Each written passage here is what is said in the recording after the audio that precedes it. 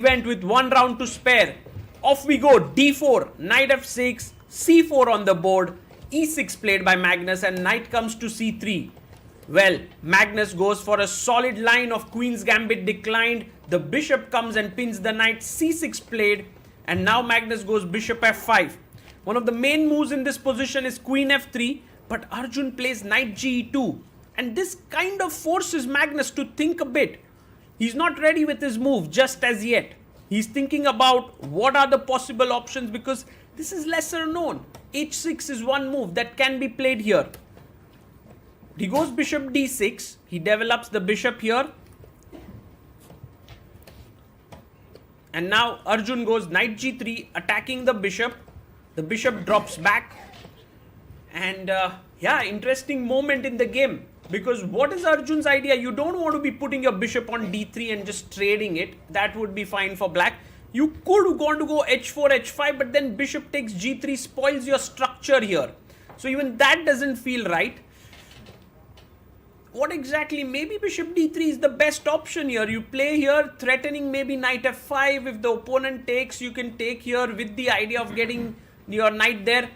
But Arjun is spending a lot of time on this move. He's already spent over 35 seconds and he plays queen f3. Maybe not the best move here, but clearly he wants to take on f6 and ruin black structure. So Magnus says, well, I'm not going to allow you to do that, Arjun. Knight comes to d7. And now knight f5, attacking the g7 pawn, takes, queen takes. A very good move here for black is queen a5, threatening bishop a3 with the problem of the knight here.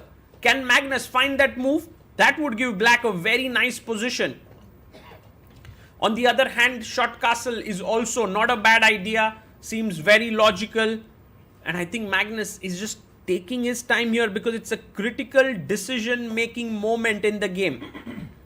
It might decide how this tournament is decided. And that's the reason why he's thinking about whether to short castle, to play h6. He plays first h6, pushes the bishop back. Arjun moves his bishop backwards to h4. g5 would be a bit too weakening in my opinion. It would weaken the f5 square, especially where the queen is standing. Magnus there playing with a pawn in his hand and maybe just a little confused with the way in which he should continue.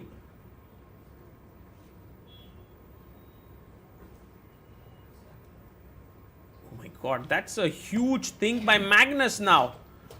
He goes g6. Not a very happy move there. You could see him. He took over 30 seconds for that move.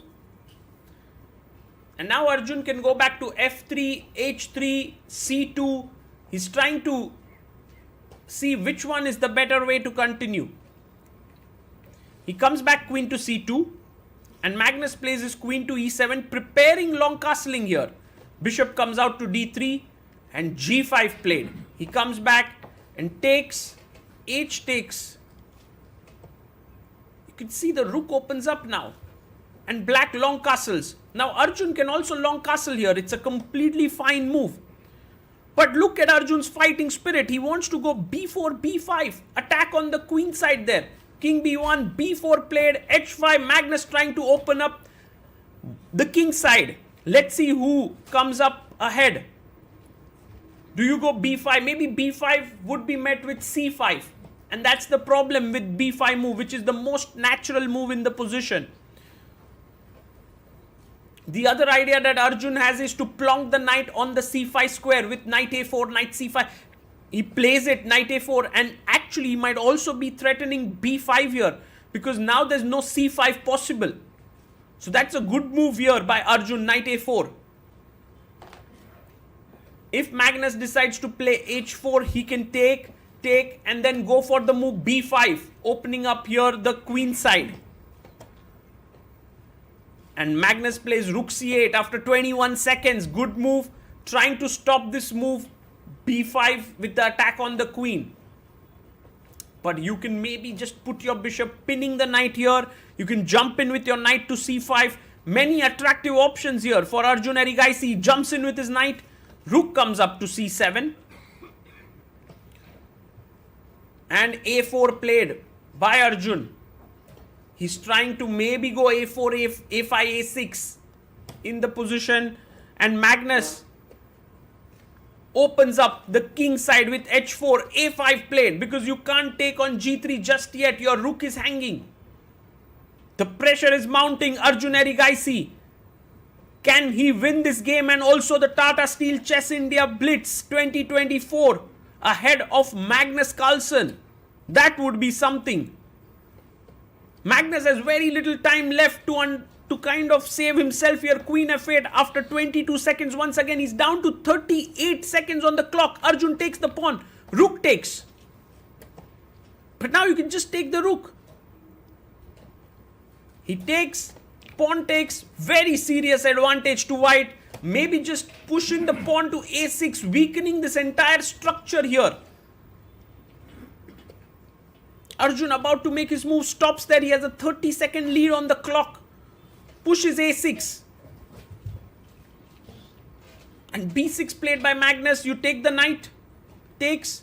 Knight takes. And a very good idea is to go queen e2, queen f3. Trying to sort of, attack the f7 and h4 weakness. But he goes bishop f5, which is also a decent move. Knight f6. Black wants to get his knight into the center of the board somehow. Also have to be afraid of queen d6, queen h2, queen trying to enter in. The best move now is king e2 with the idea of rook h1, switching to the other side. But look at Arjun. He's looking at the clock.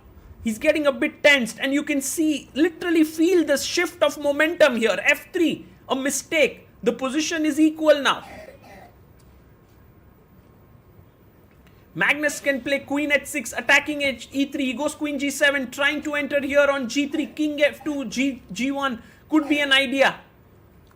Bishop goes back to h3, defending the g2 pawn. Queen comes up, attacking e3, and has to go king f2. He goes rook b3.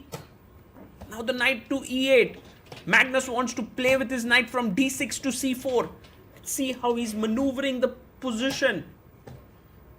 And I believe that here Arjun would be afraid that black would get an attack rolling, like knight d6, knight c4, rook e7, attack the e3 pawn. And so he goes for the queen trade. Maybe a bit premature, but makes sense. Bishop takes. The position is equal, but now with the endgame coming in, you can literally feel Magnus's moves flowing. He comes back, blocks the bishop now, a6 pawn hanging. Just take the pawn. He goes rook c3, attacking c6, but takes on a6. The problem is after rook c6, there's knight b4. Rook comes back, but Magnus is in the driver's seat. He has two passers now. Rook c7 you can't take because of check. So he goes here, takes, rook takes, b4 push. Black has two passers. Check, king goes back to g1, but it's all over. a5, black is winning. Magnus wins the Tata Steel Chess India, and look at that. He's so happy with this win. Look at what it meant for him. And in the background, we have Jeet Banerjee, the tournament director, who also showed how important it was for Magnus to win this. Arjun Erigaisi, the calm guy, the cool guy that he is,